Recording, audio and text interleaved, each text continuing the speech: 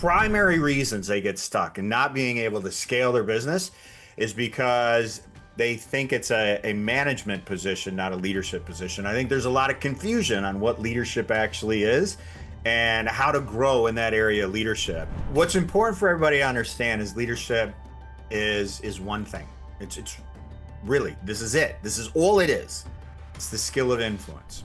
One thing that you need to identify with at all times to become a great leader is you need to be a seeker and a provider of value. If you can do that, and you can do that for others truly through your heart and know that it's the betterment of others, then you will get everything you need. Do you have that ability to change?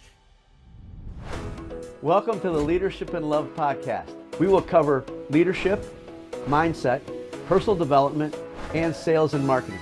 You will experience thought-provoking conversations with both nationally and internationally recognized leaders.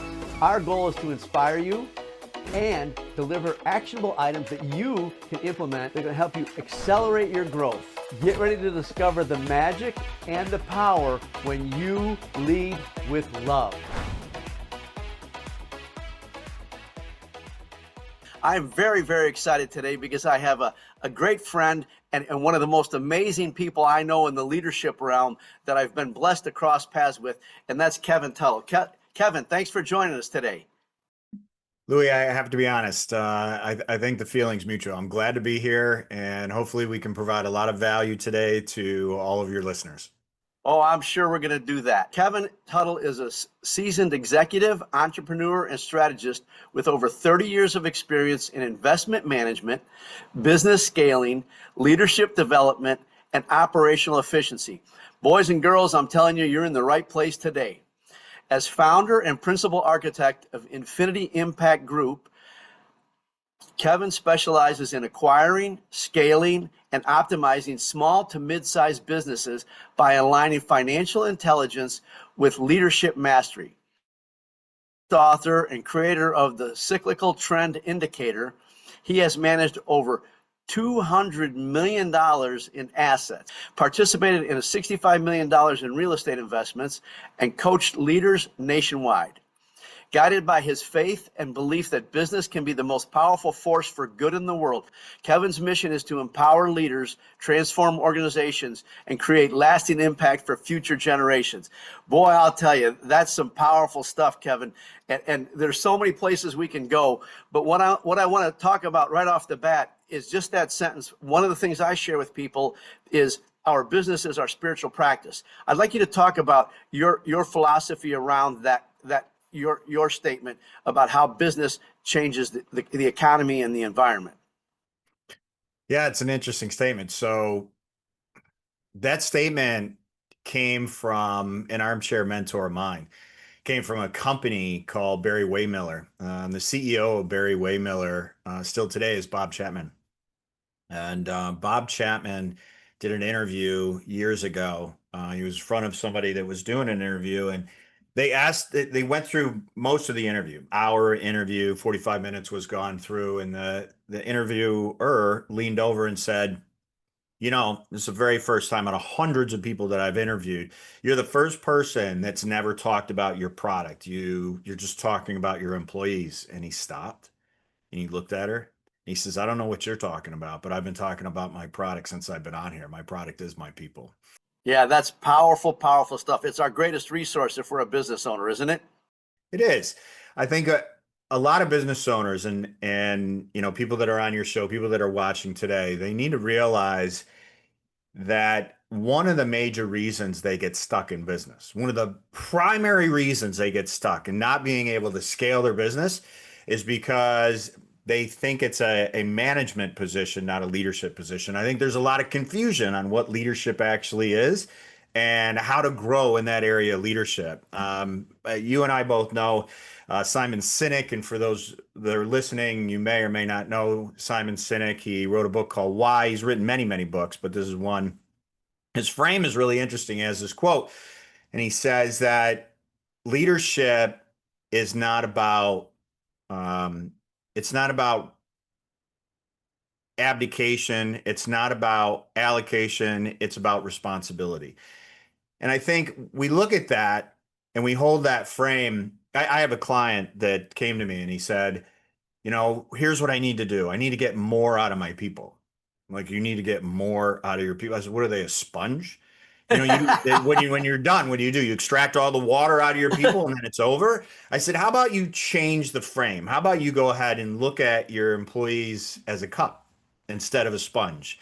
Because it's how you fill them up, see how they can grow to become their best selves. And once they do that, they will become their best selves for you. You have to pour into your people. You have to fertilize them for them to be able to grow. And if you don't grow your people, you'll never actually get what you want out of leadership and what the organization wants, and therefore what your employees and your customers want. Oh my goodness, that's just precious stuff, Kevin. So for you listening, I want you to catch what he just said. And that is so powerful that you cannot grow your company, your team, your family unless you're pouring into them. And I love the word fertilize, right? Kevin, that's just such a beautiful term, to fertilize these people, to help them grow. Because I believe one of our things as leaders is to grow more leaders. What's one of the things that you share when you start working with a company? And I know you guys have a very detailed assessment process to get people on board to work with you. But what's one of the first things you start working on when you bring on a new company and start working with the business owner? It's easy. That's really simple. It's the person that hires us. you know, they they call them blind spots for a reason. People get stuck. They get stuck in frustration. They get stuck in what is burnout. And if you back this up, I mean, there's levels that businesses go through. They go from 0 to 750,000, and then they break this level and they go from 750,000 to about 1.2, 1.5 million. And then they break through that level and they go from the 1.5 million up into the maybe 3.5, pushing $4 million lane. And those are your primary sticking points. And most of the organizations stop at that level. They just get stuck at right about $4 million. After that, less than 0.1% of the companies make it past that. I mean, that's really important. So you asked a question, you said, what do we start with? And we start with a leader. A lot of times people get involved. I mean, let's admit it. Most entrepreneurs that start this because they don't want to work for somebody else and they're good at doing something. So they're like, okay, I'm really good at doing this. Let me go ahead and start a business. And as they start this business, they start realizing that they need to grow and they need to learn. So what they learn is they learn maybe some management skills, they learn business skills, but what they don't learn is the leadership skills. And that's where the challenging part comes in. Some don't even understand really what that means. What is it? They used to call this the hard skills and the soft skills. I don't like that language. I think it's more of your vocational skills and your human skills. Vocational skills, am I good at Excel? Am I a good engineer? Am I good at putting something together? Am I good at building widgets? Whatever that may be, great, and I can learn that. And they focus on that and they become really good at that and they're like, okay. But what they don't do is they don't focus on those human skills and they don't realize the importance and the necessity of those leadership skills. And our job when we come in is to identify where a business gets stuck. Why are they frustrated? Why have they been sitting in the same spot for 3 to 7 to 10, even sometimes 20 years in this lane of $2 to $4 million, and why are they not going anywhere else? So we have to assess that. We break that apart. We understand what that is to help them get to where they want to go. Yeah, that's beautiful. And that's leading me to a couple of things. But first, I'd like the listeners to know that I completely agree with Kevin. And I want to make a point here. One of the first things I do when I work with a client is it's always the owner, right? It's always whoever's hired me. It's always because they have those blind spots that you were talking about. But here's the point I really want you to catch as a leader. I believe we live in a world of abundance. Kevin and I do exactly the same thing. And I couldn't wait. I couldn't wait for him to be on my podcast. And one of the reasons why, and I mean this sincerely, is he has gifts and skills and talents and wisdom and stories that I don't have, and vice versa. And we're not here to compete. We're here to add value to you. So if you're living in a mindset of that there's competition and there's not enough to go around, I'd like you to take our example today and realize that there's plenty for everybody, and you can add value to the people that you want to have an impact with by partnering with amazing people like Kevin. And so, Kevin, I'd like you to go back and for our listeners, I'd like you to define for them, for you, what's the difference between management and leadership? There's a dichotomy all in itself. I'll just start really simply. So what's important for everybody to understand is leadership is one thing. It's really, this is it. This is all it is. It's the skill of influence. Now, you can take that on either side. You can take that in a good way or a bad way. The skill of influence. Well, how could it be bad? Well, it can turn into manipulation. And what manipulation is influencing someone for the betterment of yourself. And where inspiration comes is a skill of influence for the betterment of themselves. And that's what leadership is about. I tell people all the time, every single person in the world is a leader. The question is, are you a good leader or a bad leader? Because leadership is not just about showing up in a room, how you show up. It's important how you show up, but it's also just as important how you leave a room. Ask yourself this: when you leave a room and you're a leader, you call yourself a leader, will the person that you were with remember that conversation 2 days, 2 weeks, or 2 months, or even 2 years from that moment that you had that conversation? And if that is the case, then you're impactful. You are making an impact to them and their lives, and therefore makes you a good leader. One thing that you need to identify with at all times to become a great leader is you need to be a seeker and a provider of value. If you can do that, and you can do that for others truly through your heart and know that it's the betterment of others, then you will get everything you need. And I think that's really important to understand when we look at leadership. That goes along with, many other aspects, but that's a skill. That is a skill to be able to do that. It's a muscle and you have to practice it. That's really profoundly beautiful. And I mean that sincerely, and that it's profound and beautiful. So explain for our listeners, then, what's management for you? What's your definition of management? Yeah. So I think you got to be a good manager and you have to be a good leader. And so sometimes people just look at what management or what only management is. But management, and I'll go to Drucker, right? So Peter Drucker is one of the greatest management minds on the planet. He's passed away since, but Peter Drucker was a consultant to some of the biggest organizations in the world. Even Jack Welch, right, at GE, he was a consultant to Jack. And Drucker would always say, you cannot manage what you don't measure, and what you don't measure, you can't grow. And so it's about the proper delegation to others, and then giving them that authority, that autonomy to work on their own and then manage and ascertain what that does. You got to have a follow-up loop. You've got to be able to be on the backside and understand what is being measured, the time frame you want it done, and what is the level that you want it done. If you look at it from an easy frame, I'll give this. This is an easy equation that everybody should just write down, because if you look at productivity, productivity equals the quantity and quality of output. So QQO, the quantity and quality of output divided per unit of time. So that's really important. You understand that, is that if you look at that, that's management.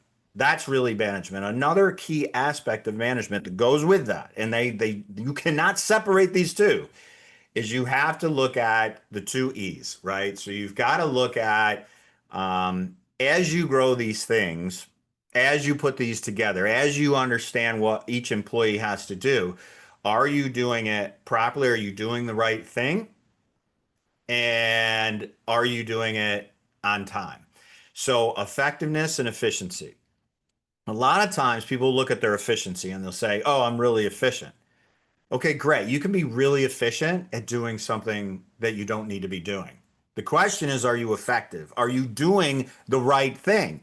Too many times these CEOs, they sit in their offices and they're going through emails, they're shuffling papers, they're going through their bills. Oh, I'm so busy all day long. I don't have time. I don't have time. They have all these complaints about all the time they don't have. And really, they're just not being effective.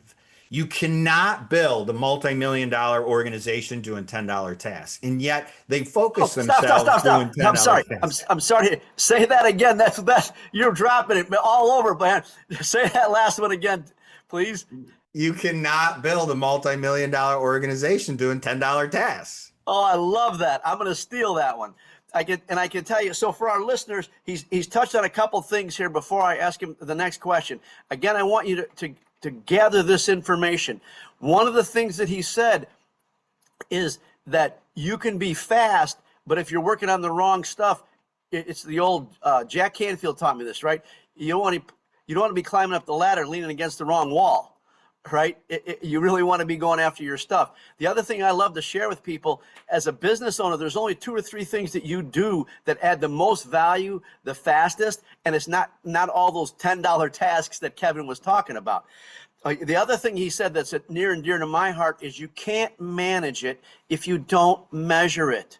What are you keeping track of? And I've actually worked with people, Kevin, who they're tracking all kinds of stuff, but they've got so much data in front of them and they don't know which lever to pull, right? One of the things that makes you so brilliant is you can help the business owner decide, just pull this one lever and everything's going to shift. I'd like you to talk about the importance of knowing which lever to pull and how you help people find that.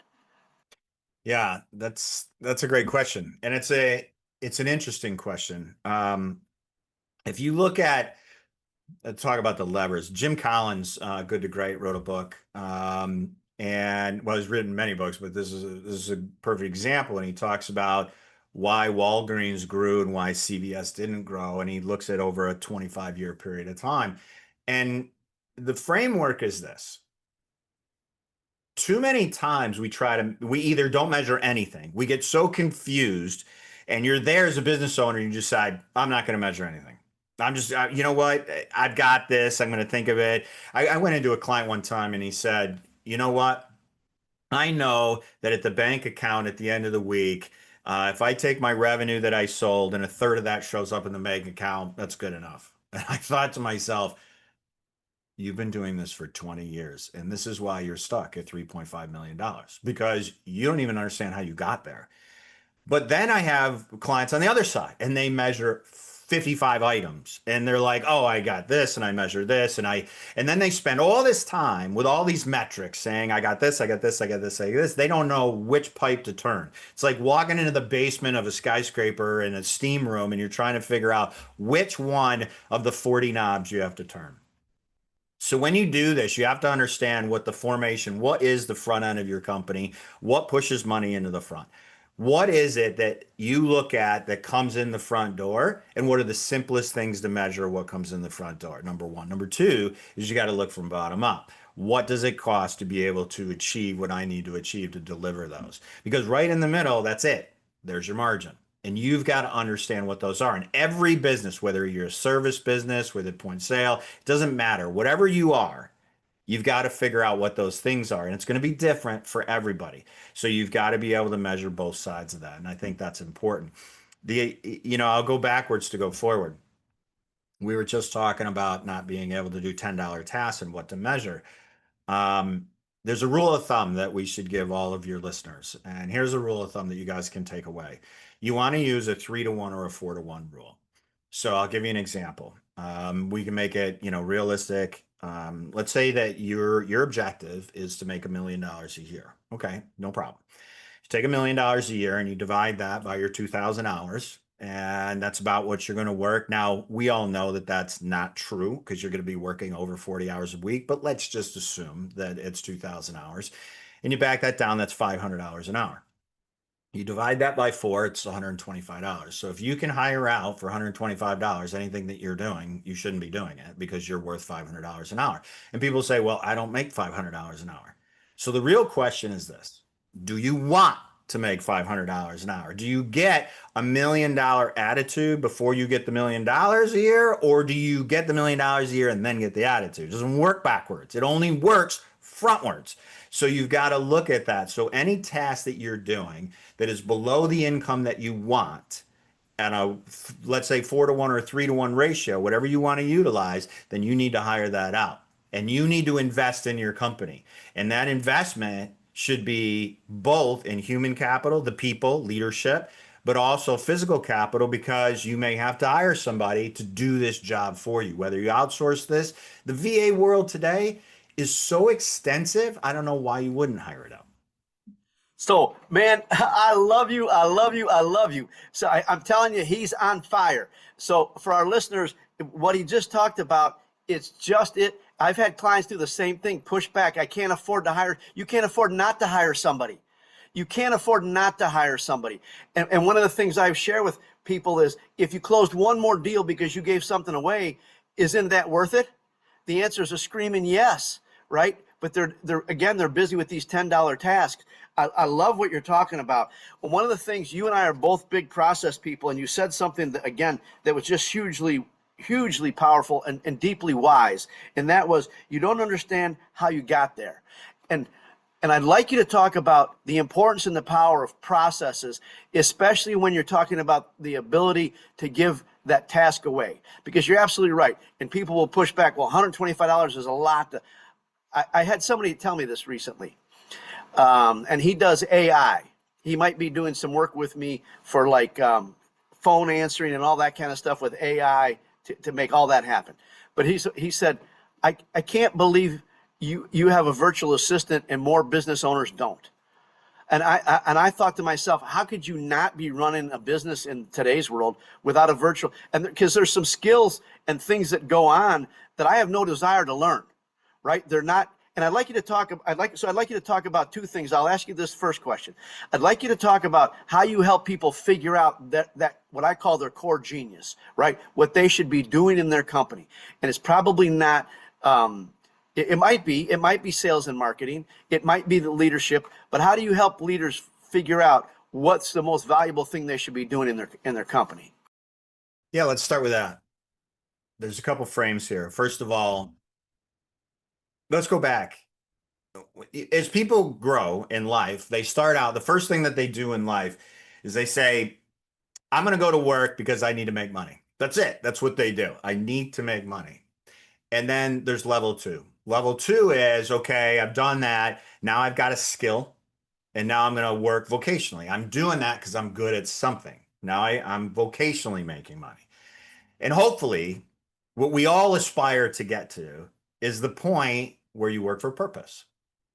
And thank God you and I have made it, right? And now, I'll use the Mark Twain. When your vocation becomes your vacation, then you've defined your own value of success. So when you can get to that purpose, so that goes to your question. What are those things that you should be doing when you're running a company and you're trying to do everything? Let's talk about extraction. One of the primary 95% of the reasons why businesses do not make it to tier four, to above the $4 to $10 million in gross revenue and above, is because of owner extraction. They are involved in every action of operations every single day, and they have not extracted. Now, it could be because, well, I can do it better than anybody else. I can do it faster than anybody else because I haven't written down how to do it, and I don't know how to write an SOP or a P&P, but whatever that case may be. So they're stuck. They feel stuck. They feel frustrated. And they're like, okay, well, you know what? This is it. So in that, they've got to determine what are the two or three primary things that they just love doing. Like they would just show up to work and do. Like even if they didn't, whatever, they would, if they retired, they would just do these things. They would become hobbies of theirs. And once you figure that out, once you know what that is, don't do anything else and start and make the list and start removing them from bottom up. What are the things that you are getting rid of and who are you going to hire to be able to do those things and focus on what those things are? Now, there's a little bit more nuance into that, but that's pretty much the logic on how you do and where it starts. And anybody that's watching this right now, I will go ahead and challenge you to do this. Just go ahead and create a list. And in that list, write down just all the things you do during the day, every single thing, and do a week map. Now, it takes a little time, but you have to have a notepad next to your desk and you do this. Do it for 1 week. What I want you to do is then when you sit back, go to a state of ideation where you relax, listen to music, where the TV's not on, kids aren't running around, wife's not asking you to do something, just sit there. And what I want you to do is I want you to go, or, a husband for those women owners, that you sit there and you start minusing off the ones, checking them, the ones you definitely do not want to do. And then you start going until you can narrow it down. And then once you get to there, Now you've got a list that you can work on, are the things that you're going to start getting rid of. So for our listeners, I always love to have you go away with something actionable you can do today. There's a very powerful action step you can take today. And like he said, it's not hard. You just put a pad of paper and a pen next to your desk or on your desk next to your computer, and every time you do a different task, you just write it down. You'll be amazed. You will be blown away by all the silly little things that you're doing through the course of a week that you think, why am I still doing that? Why haven't I, right, Kevin? Kevin's shaking his head for those of you that are listening, not watching. Kevin's shaking his head with a big smile on his face. And here's one of the things that I'm so blessed to have you on, because people like you have so much wisdom. It's just become your standard operating procedure, right? It's just how your brain's working. But for those people who are wanting to grow their businesses, I just want to make sure they're catching it when it goes by. And one of those things was, what are you working on, and how do you change their mindset? Because you said something very powerful that I hear, and I know you do too. Nobody can do it as good as me. Nobody does it the way I do it. Nobody, and people believe that they can't get out of their business. And one of the things I share with people is, if your goal or dream is to do something that somebody's already done, then you know it's possible, right? If I wanted to fly to the moon without a spaceship, never been done. That might be a little tough. Doesn't mean it can't be done, but somebody's already got there in a spaceship. We know how to do that. That's possible. So I'd like you to talk about, especially for business owners, what you share with them, and to help them shift that mindset that they can get out of their company, that it can run without them. Yeah, that's a really, really good question. We're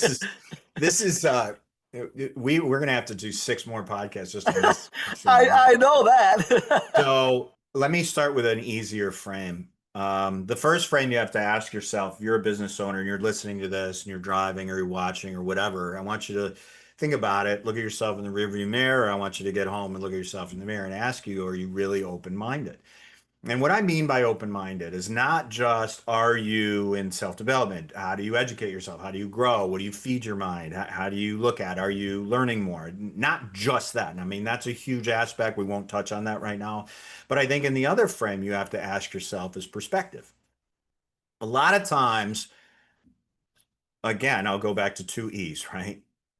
Your perspective, how you see the world right now, this very second, no matter how old you are, how you see the world is based on your experiences and your environment that you've been through. You are your past. You have become who you are today because of your past. That's it. There is no other thing that you can change, right? I'm white and I can't become Hispanic tomorrow. My wife's Hispanic. I can't become Hispanic tomorrow because that'll never change. But my experiences and my environment is made my mindset who I am. When that mindset is my perspective. Now, is that perspective controlling your life, or is it open enough to realize that there are other ways to be able to do something? If that's not the case, then that's what we have to deal with first. Do you have that ability to change? And if you do not have that ability or desire, you're never going to get to where you want to go. So you might as well just turn this podcast off now, because what's the point of listening? Now, if you got that and you're ready, you say, okay, I got it. What you need to be able to outline your mindset, change your mindset, is slow moves that make progress that you can measure. Again, going back to measurement, what Louie, what you were saying earlier, is you've got to be able to measure things. And the easiest way to do that is put in systems. And once you put in a system with a policy on the back end, which is called a follow-up loop, you put a follow-up loop on the back, you can start ascertaining and watching how people will do it, and you will train them. And it's a theory that you want to use is teach, don't tell. So anytime that you're at work, stop telling people what to do. Stop it. Don't do it anymore. Teach them what to do. People don't show up to work because they want to be told what to do. They want to learn something. People want to learn. So you teach them on how to do it, and you set guidelines and standards and the level at which you want that done. And then you put a loop on the back and you follow it up. So that's number one. Number two, so number one, write it down. Teach, don't tell. Number two, put in place a rule. It's 10-80-10. And you need to live your life at your office in 10-80-10. And let me give you what this is. You have 100% of a project that needs to be done. Well, instead of you doing 100% of it and have to be engaged 100% of the time, what you do is you go ahead and you take the person and you ideate with them for the first 10%. This is what we're going to do. This is how I see it. You're going to cast vision. You're going to spell it out. You're going to do 5-star leadership. You're going to understand what it is, how you're going to do it, when you're going to do it, how you're going to do it by, and what are the constraints. You're going to figure all that out. Then you're going to give it to them, and they're going to do 80% of it. The next 80, then it's 90% done. And then you're going to come back at 90% and you're going to say, how you doing? All right, let's button this thing up. And now you carry it the rest of the way. So now what used to take you 100% of your time is only taking 20% of your time. Your time has been compressed, and now you can spend your time doing something else. Oh my goodness. So he again, you're just a wealth of information and wisdom, Kevin. So he dropped a couple things in there, but one of the things I wanted you to hear what he said is do it with them, not to them. You do it with them, not to them. That's how you train out of a specific task. You do it with them, not to them. So that's a real note taker there. The other thing, I love your 10-80-10 process. I've never heard that before, but that's powerful and it makes perfect sense.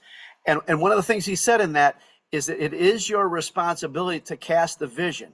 As the leader, that's your job to continually hold that vision. So for those of you listening, Kevin and I have been having conversations for the last couple of months. And one of the things I did was I offered him a resource because I wanted to pay it forward. And one of the first things Kevin said was, well, let me check it out. So I'd like you to explain to the audience why you wanted to check it out and what your reasoning was for that. Let's go to let's talk about where you start with the casting vision. So when you have to cast vision to your employees, one of the most important things, and again, we gave you the 10-80-10 rule. The 10-80-10 rule follows really one process. When you're building policy and procedures and SOPs, and you are operating in a lane of teach, don't tell, then you go into the 10-80-10 rule. And in that, it's the 3Ds that you have to remember. Right? So casting vision, you cast that vision, you ideate, you spend time with them, you teach them how to do it, but it's document and then it's demonstrate and duplicate. So just remember the 3Ds. You document what you need to have done. Teach, don't tell. You demonstrate how you want it done the first time. Then you do the follow-up loop. You watch them, you duplicate, you watch them do it. And you say, okay, that's how you do it. And then you let it go. And then you keep the follow-up loop and you keep the measurements on the back end. And you do this one at a time as you move forward.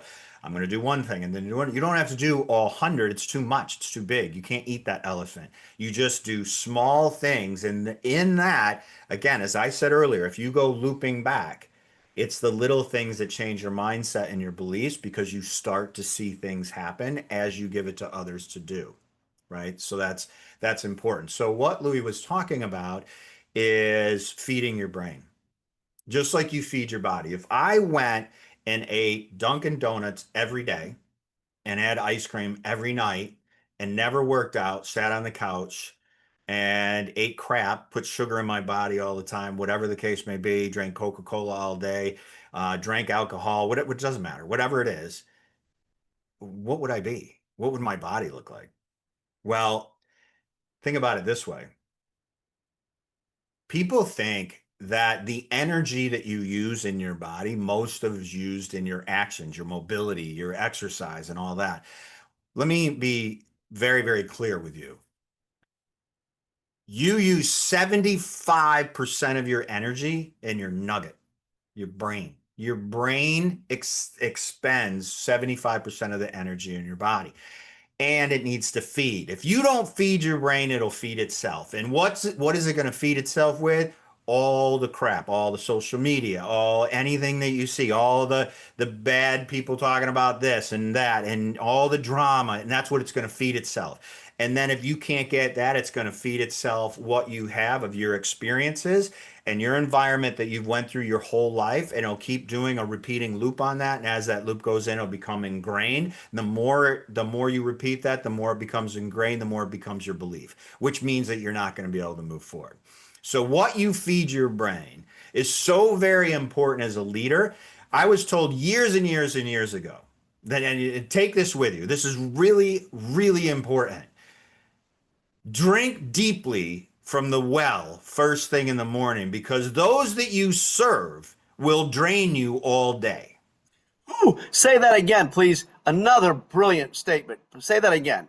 Drink deeply from the well first thing in the morning, because those that you serve will drain you all day, in which is why you are a leader, because you are there to deliver that. So if you don't prep, if you don't prime your day when you get up, if you get out of bed, jump in the shower, get the coffee, get in the car and show up to work, you are making the biggest mistake you have ever made in your entire life about becoming a leader.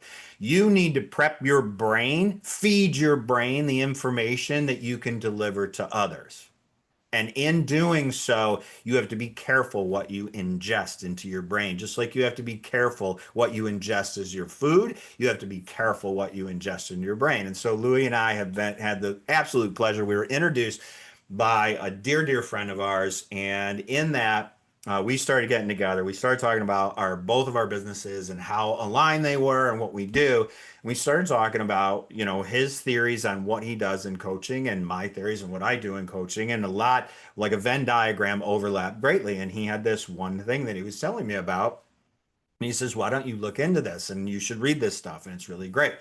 And I said, okay, I would be more than happy to look into it, but I can't promise you that I'm going to go ahead and that I'm going to, review it or own it or take deep ownership in it, whatever the case may be, because I have to be very careful as how I've framed the way I coach and the way I am with other leaders. If I feed myself something that is more ideas, now all of a sudden I have so many ideas, I become bifurcated and I don't know which one to believe. Think of it this way. Think of it this way. I'm sorry, I need you to stop.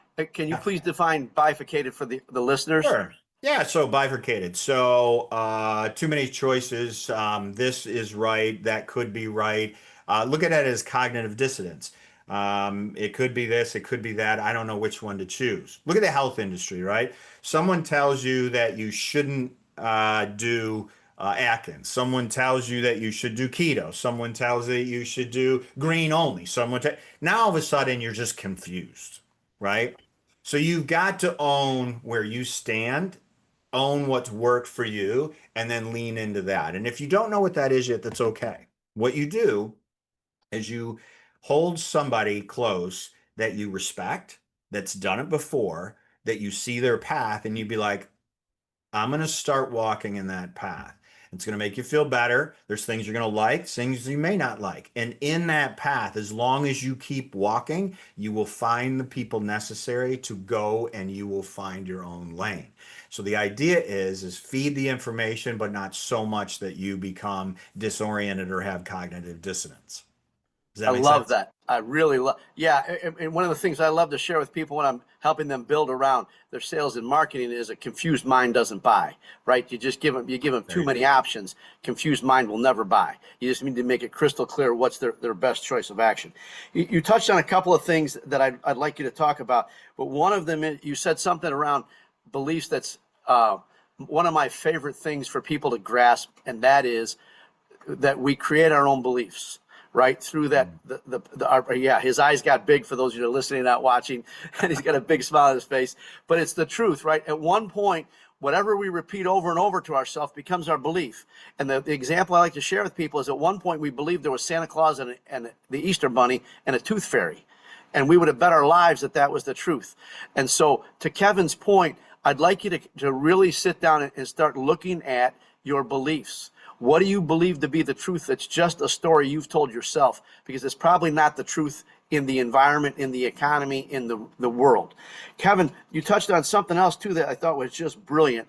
I'd like you to go into depth. And again, for those you and everything he's talking about, if you're leading your family, if you're leading the department, if you're coaching a team, if you're running your own business, everything he's talking about applies to all these areas. Him and I are so aligned in that we both agree that everybody's a leader. I don't care who you are in the world. And Kevin said that right off the bat.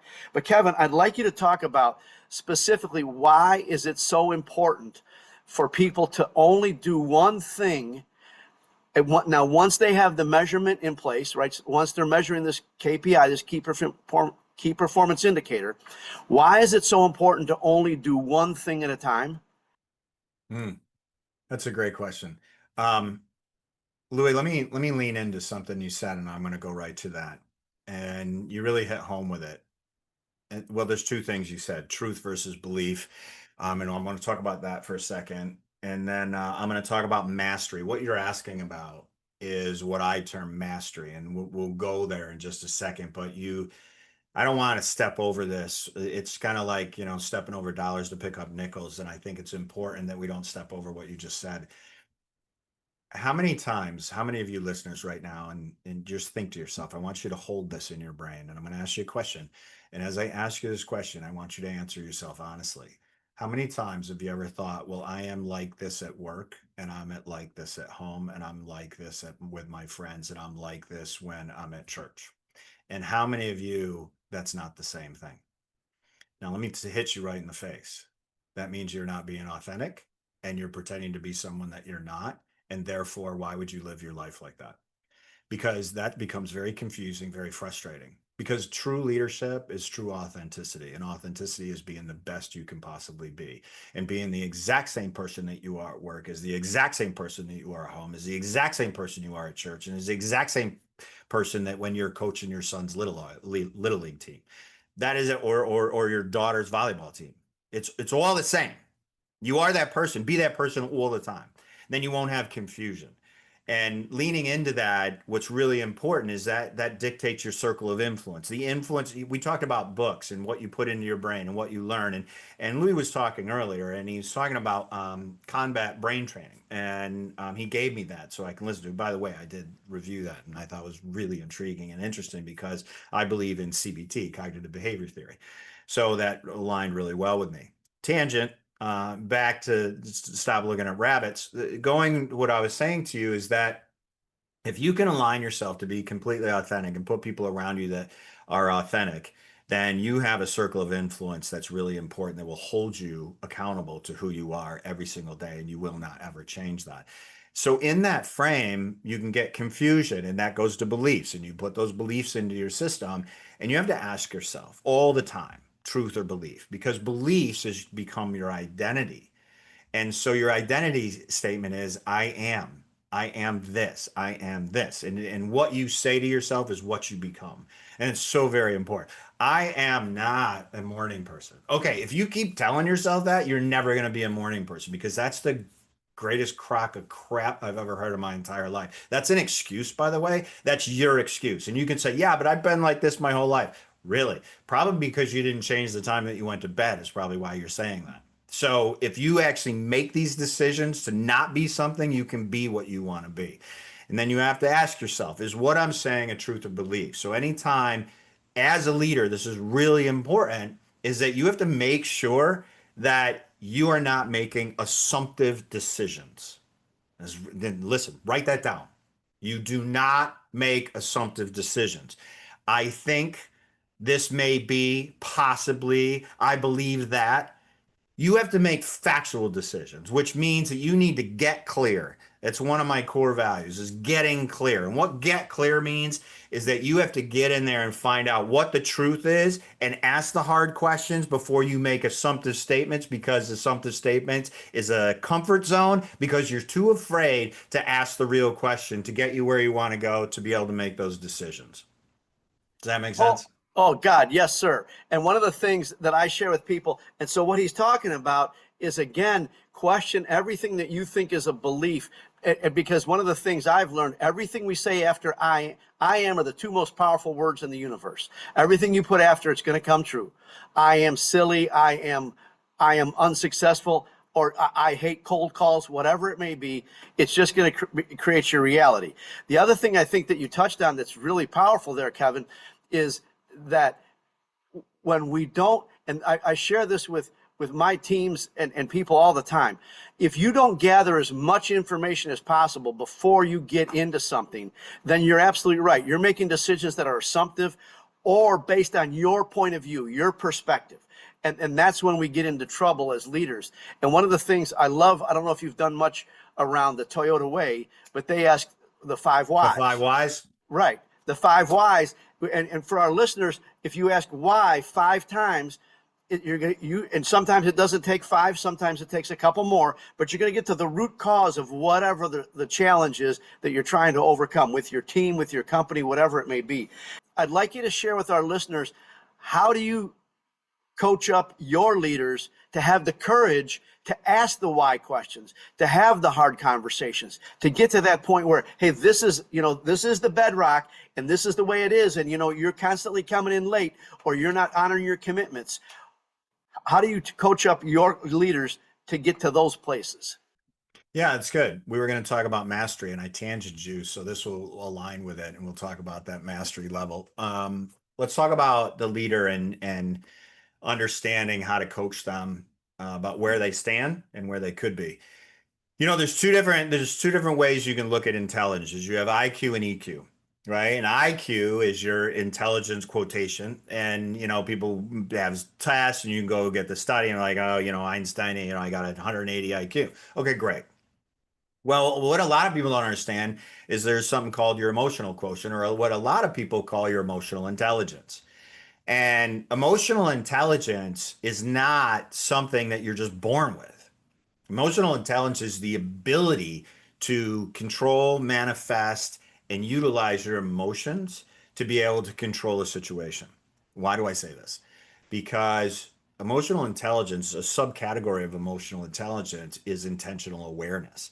To be aware of all your surroundings, the interactions, a lot of times people will go through life and they just won't pay attention. It's like they're just a machine. They're just going through life and letting life happen to them. Well, if you don't want life just to happen to you, you have to go and be able to be intentionally aware of how you conversate, intentionally aware of what your presence is, intentionally aware of being attentive to that one person.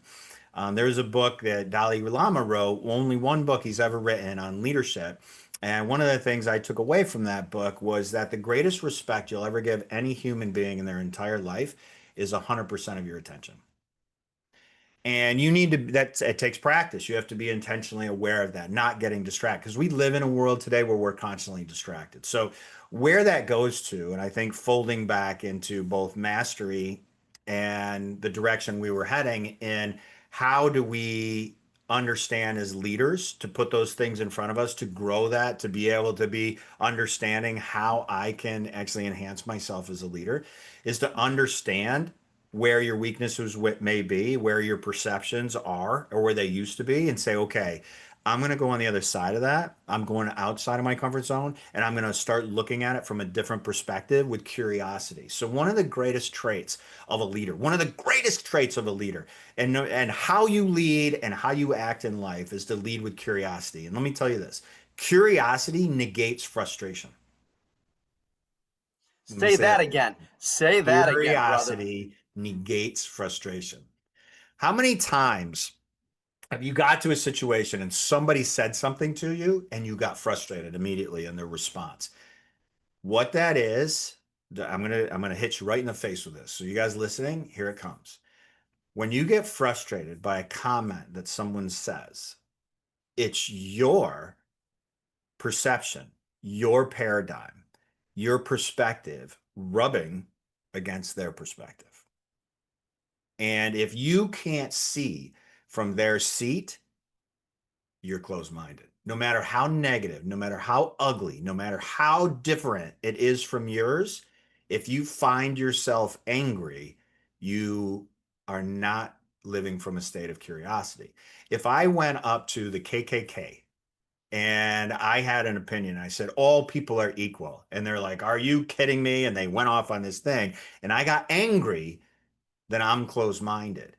But I could be curious. I wonder what their life must have been like to lead them to that perspective. How horrible, how bad, what have they must gone through in their entire life to hold that perspective? Now, I know that that is way off the chain, and I'm giving you a huge example, but let me tell you something that's so true.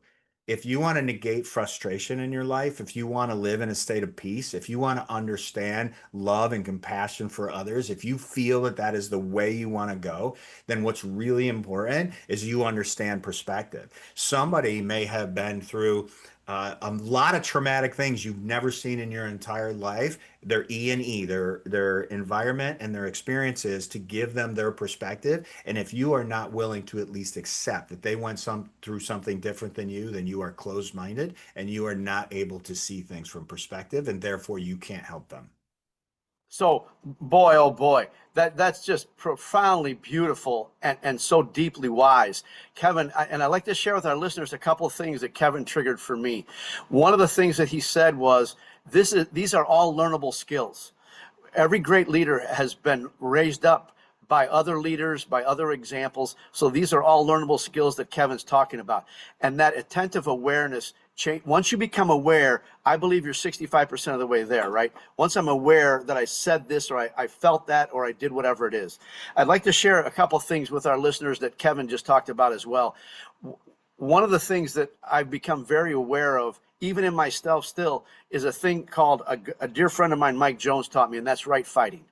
And so if you're going to right fight, meaning that you're going to fight to the death that what you said was right, then you're not open-minded. And I love that perspective, Kevin, that you're not open-minded. The other thing is that I love your philosophy around curiosity is going to get you out of frustration. And one of the things that I think is so powerful, one of the things I often do when I speak in front of groups is I'll ask for 2 volunteers. And I'll bring to the front of the room, and I'll hold up a business card in between them. And on one side it says my business stuff, the gifted leader. On the other side is blank. And I'll ask one person, what's it say? And they say, it says it's blank. And I'll ask the other person, what's it say? And they say it's the gifted leader. And then I turn to the audience, I say, which one's right? And everybody says, well, they're both right. And this is what Kevin's talking about, perspective. From where they stand, how they see the world, that's their perspective. And they're going to right fight to the death that what they see is the only possibility. Kevin, you touched on this, and man, I love you, brother. If you catch anything out of this at all, and he's dropped, I want you to re-listen to this thing 4, 5, 6 times, because every time you listen to this thing, you're going to hear wisdom come from Kevin that you didn't hear it the first time and think, how did you miss it? But that's how we learn. But one of the things that's become so powerful is that I share with people, great leaders move. If you're looking at that business card and you see something and somebody's telling you the opposite, a great leader will move. This is exactly what Kevin said. You move till you're beside them, not face to face, where you're shoulder to shoulder. And then at that point, you ask them those curiosity questions. What was your life like? Where were you raised? What are you struggling with now? And that will give you their perspective, which will change the game completely. But you've got to be the one to take responsibility to move. You can't expect them to move because they probably never will. Yeah, I think, here's the thing. As a leader, you can't force people to change. But what you can do is you can inspire them to change. And leadership is a skill of influence, and the influence of the betterment of themselves, not for you. So as a great leader, as you practice those skills and you grow that muscle and you start leaning into that, the objective is to help them get to be the best self that they possibly can be. Again, not telling them what to do, but helping them get to where they want to be. And doing that, what's really important, and one of the things that will get you past this stuck point as most entrepreneurs is, whether you hiring is really important. We're not going to dive in that today, but when you look at hiring and you look at alignment and you look at people putting on your team and only bringing in A players, and you're going to do that, what's really important to ascertain is not what they can do for you. Oh, what's on your resume? What can you do? Blah, blah, blah, blah, blah. It's, are you aligned with where I'm going? Where do you want to go? And if we're aligned and we're going the same direction and you're an A player, then I'm going to help you get there. Because as a leader, your job is to almost be like an Olympic coach. Your job is to make sure you said you wanted to get there. I'm going to help you get there. I'm going to push you to get there. And in that, they will not only respect you, but make sure that they will do everything in their power for you because you're getting them to where they want to go, which in turn gets you to where you want to go. Exactly. So Kevin said something I want to touch on as well. He just talked about in there. I believe there's a big difference between motivation and inspiration. And Zig Ziglar used to say that, we shower every day because we need to, and motivation is the same thing. But I believe, and both Kevin and I have a deep belief in a higher power. Don't want to go down that rabbit hole, but we both have that belief. And I want you to understand that the word inspire is short for in spirit. And so when you touch somebody's heart, and that's what this whole podcast is about, these great leadership skills, when you touch somebody's heart, when you inspire them, then they don't have to be motivated, because they're going to, like Kevin said earlier, they're going to jump out of bed because it's something that inspires them. They're going to want to go do it all day long. Kevin, you and I mean, to respect your time and our audience, so that this isn't hours long, is there anything I haven't asked that you'd like to share before we go today?